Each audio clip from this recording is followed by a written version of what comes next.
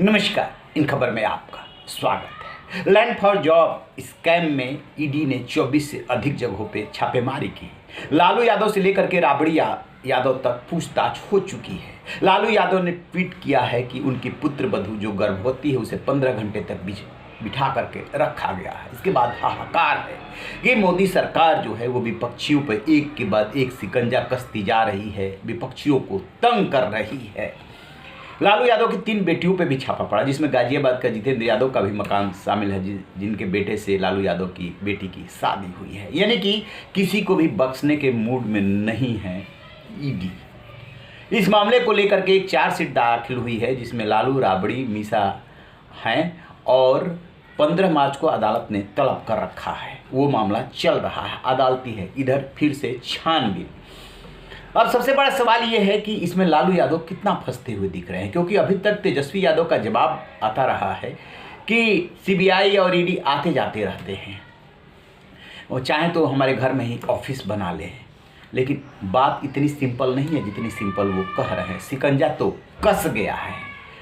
सबसे बड़ी बात है कि न्यू फ्रेंड्स कॉलोनी के जिस मकान में तेजस्वी यादव रहते हैं वो इस स्कैम के ही पैसे से खरीदा गया है। AK info system private limited company के नाम से ये मकान इनका रजिस्टर्ड है, जिसे कि 2014 में राबड़ी और मीसा ने हासिल कर लिया था उस कंपनी को।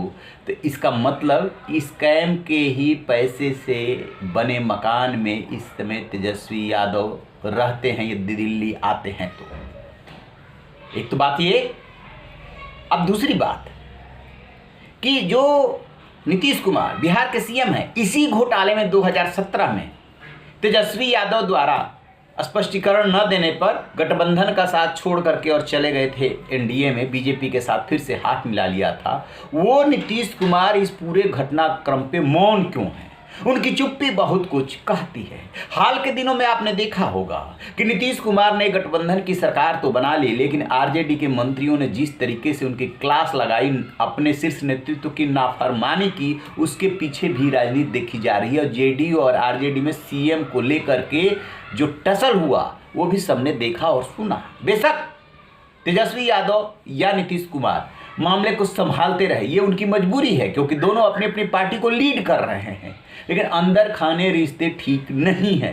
तो क्या सरकार ने जानबूझ करके इस लैंड फॉर जॉब घोटाले को छेड़ा है? फिर से जांच एजेंसियां जिस तरीके से जुटी है उसमें नीतीश के लिए जवाब देना मुश्किल हो गया है। जिस बेटी ने लालू यादव को अपनी किडनी दी, उन्होंने सिंगापुर से ट्वीट किया था, पापा को तंग किया जा रहा है, यदि उनको कुछ हुआ तो मैं दिल्ली की गद्दी को हिला करके रख दूंगी। अब पता नहीं उनके पास कौन सी शक्ति है जिससे वो हिला देंगी, लेकिन उन्होंने अपना आक्रोश व्यक्त किया और इस आक्रोश के व्यक्त करने के बाद हलचल बढ़ी। लेकिन नीतीश कुमार की चुप्पी से जो राजनीति के जानकार हैं वो दूसरे तरह के कयास लगा रहे हैं।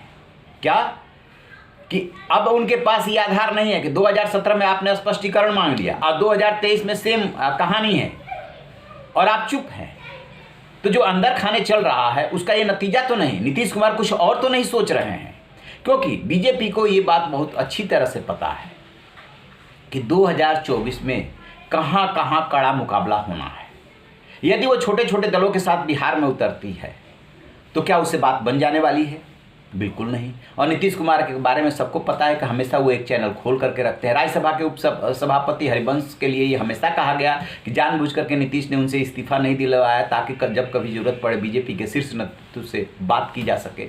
तो मौन क्यों है ये तो वही बेहतर बता सकते हैं, लेकिन इसको लेकर के सवाल उठ रहे हैं और चारों तरफ से लालू परिवार पर शिकंजा कसा जा रहा है। इसके अपने मायने तो हैं ही।